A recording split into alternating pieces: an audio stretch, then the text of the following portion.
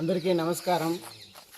ఈరోజు మనం ఇక్కడ దేవలంపేటకి వచ్చినాము. దేవలంపేటకి మన స్వామి నిన్నలే మొన్న ఫోన్ చేసినారు.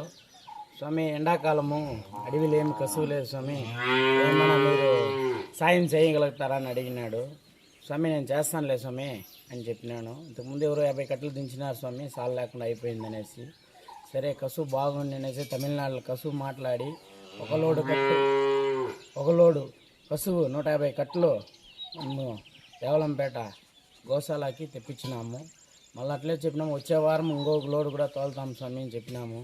మాకు చాలా సంతోషంగా ఉంది. ఏమంటే ఈ కాలంలో నోరుండి అన్నం పెట్టంటేనే పెట్టరు, అలాంటిది నోరు లేని జీవానికి నాకు ఆకిలి అవుతుంది అడిగే ఇది లేదు. కానీ అది వాయిన తరపున నన్ను అడిగిపించి నేను సాయం చేయడం నాకు చాలా గొప్పదిగా ఉంది. నేను శివుని భక్తుని, కానీ నాకు ఈ శివాలయానికి ఏదైనా చేయాలంటే నాకు చాలా సంతోషంగా చేస్తాను, మనసు తృప్తిగా చేస్తాను. అలాంటిది నోరు లేని జీవానికి ఆయన నోరు తెరిచి అడిగితే నాకు ఆనందం అయిపోయింది. శివుడు నాకు ఏదో ఒక అవకాశం ఇచ్చిండాడు, దాన్ని చేయాలనేసి వాళ్ళకి మనం బండోళ్ళకి కూడా చెప్పినాము. వాళ్ళు కూడా స్వామి ఇది బాగలేదు, పచ్చిగా ఉండేది ఎత్తుకొస్తాము, 10 రోజులు ఉంటుంది బాగుంటుంది అని చెప్పినారు. వాళ్ళు కూడా మాకు సహకరించి ఎంతో కష్టపడి చాలా దూరం నుంచి ఒక లోడు కసువు తెచ్చినారు. మాకు సంతోషంగా ఉండేది.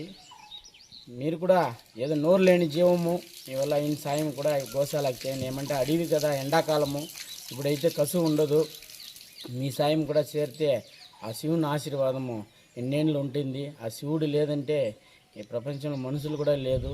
అలాంటి దానికి ఈ నోరు లేని జీవానికి మనం సాయం చేస్తే కోటి పుణ్యం కూడా దొరుకుతుంది. తెలిసే తెలియకుండా మనం కూడా పాపాలు చేసి ఉంటాము.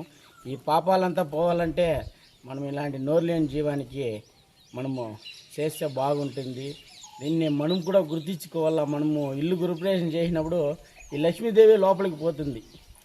ఫస్ట్ లక్ష్మీదేవి లోపలికి పోయి మళ్ళీ మనం బయట పిలుచుకొస్తాం. అలాంటి దానికి మనకి దానికి కడుపుకు ఆహారం లేనప్పుడు ఎవరో ముందు వచ్చి సాయం చేస్తే ఆ సంతోషం కూడా దానికి ఉంటుంది. కానీ బయట చెప్పుకోలేదు కదా.